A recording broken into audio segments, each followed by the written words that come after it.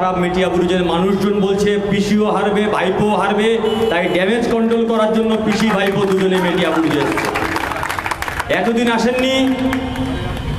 বিধানসভা নির্বাচন গেল, এতদিন কোথায় ছিলেন?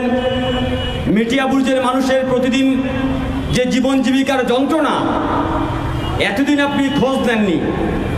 যখন বুঝছেন যে মানুষ ভাইপোর বিরুদ্ধে ক্ষেপে লাল হয়ে আছে, আর সেই লালের জায়গা থেকে মানুষ লাল ঝান্ডাকে আঁকড়ে ধরছে, বাম কংগ্রেস সবাই মিলে লাল ঝান্ডাকে আঁকড়ে ধরছে, তখন মেটিয়া বুরুজের মানুষের কাছে এসে আবার নতুন করে মানুষে মানুষে বিভেদ তৈরি করার রাজনীতির খেলা খেলতে এসছে। যারা বঞ্চিত, ভারতবর্ষের মানুষ তাদের পাশে থাকতো। এই ভারতবর্ষের সরকার অতীতে প্যালেস্টাইনের পাশে ছিল। আপনি নরেন্দ্র মোদীর সরকার, মণিপুর আপনি দেখতে পান না, রাতারাতি গিয়ে ইসরায়েলের পাশে দাঁড়াতে পারেন। মণিপুর নিয়ে বিজেপি একটাও কোনো কথা বলতে পারে না। কেন? আপনি তো বলেছিলেন সবার ঘরে ঘরে শিক্ষা হবে, আপনি বলেছিলেন স্বাস্থ্য ব্যবস্থার হাল ফিরবে, আপনি বলেছিলেন সবকা সাথ সবকা বিকাশ সবকা বিশ্বাস। আমরা দেখলাম সবকা সাথ মানে আম্বানি কা সাথ, আদানি কা বিকাশ, আর সবকা বিশ্বাসের কথা নাইগা বললাম। প্রতিদিন এই ভারতবর্ষের মাটিতে বিজেপি সরকার, আরএসএসের সরকার, নরেন্দ্র মোদীর সরকার মানুষে মানুষে বিভেদ করতে চাইছে, হিন্দু মুসলমানের নাম করে মানুষে মানুষে আলাদা করতে চাইছে। আপনি দেশের প্রধানমন্ত্রী, আপনি কোনো পার্টিকুলার কোনো সম্প্রদায়ের প্রধানমন্ত্রী নন। আপনি হিন্দুর প্রধানমন্ত্রী, আপনি মুসলমানের প্রধানমন্ত্রী, আপনি নাস্তিকের প্রধানমন্ত্রী, আপনি খ্রিস্টানের প্রধানমন্ত্রী, আপনি জৈনের প্রধানমন্ত্রী, আপনি বিজেপির প্রধানমন্ত্রী, আপনি সিপিএমের প্রধানমন্ত্রী, আপনি কংগ্রেসের প্রধানমন্ত্রী, তৃণমূলের প্রধানমন্ত্রী, আপনি সবার প্রধানমন্ত্রী। আপনি যখন ভাষণ দিচ্ছেন, কোনোদিন ভারতবর্ষের ইতিহাসে কোনো প্রধানমন্ত্রী এই ভাষণ কোনোদিন দেননি। বলছে যদি ইন্ডিয়া সরকারে আসে তাহলে মুসলমানরা সব কিছু ভোগ দখল করবে। যদি ইন্ডিয়া সরকারে আসে তোমার মঙ্গলসূত্র কেড়ে নিয়ে মুসলমানদের মধ্যে বিলিয়ে দেওয়া হবে। গোটা ভারতবর্ষের মাটিতে হিন্দু মুসলমান বিভাজন করার চেষ্টা হচ্ছে। কেন? জিনিসপত্রের দাম বাড়ছে, আলোচনা করা যাবে না। পেট্রোল ডিজেলের দাম বাড়ছে, আলোচনা করা যাবে না। গোটা ভারতবর্ষে 10 লাখ স্কুল আছে, যে স্কুলের শিক্ষকের সংখ্যা মাত্র একজন, আলোচনা করা যাবে না। গোটা ভারতবর্ষে স্বাস্থ্য ব্যবস্থার বেহাল দশা, আলোচনা করা যাবে না। গোটা ভারতবর্ষে সবচেয়ে বেশি যেখানে ছেলেপুলেরা চাকরি করতো, রেল, সেই রেলকে আস্তে আস্তে বেসরকারীকরণ করে দিচ্ছে। রেলে কয়েক লক্ষ শূন্য পদ খালি পড়ে আছে, আলোচনা করা যাবে না।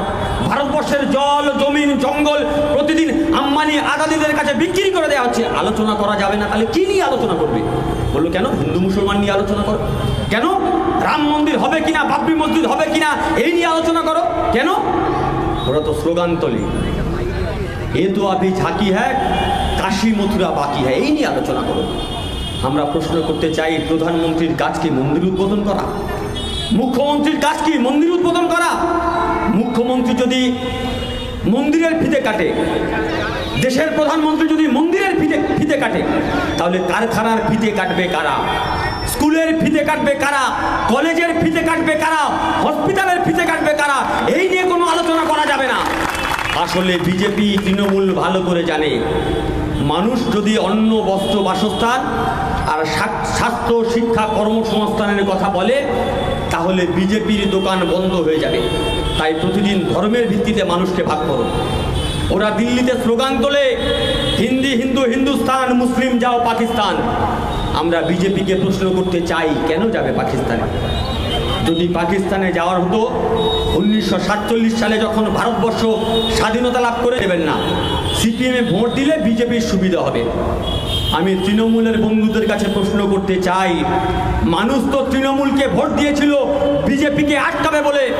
মানুষ তো তৃণমূলকে ভোট দিয়েছিল যাতে এনআরসি, সিএ তৃণমূল পার্লামেন্টে গিয়ে আটকাতে পারে।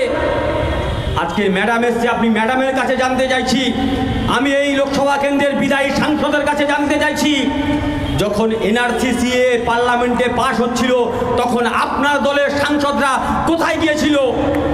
যখন এনআরসি, সিএ পাশ হচ্ছে পার্লামেন্টে, তখন নুসরত, মিমি এরকম তৃণমূলের 1 ডজনের বেশি এমপি তারা টিকটক করছিল।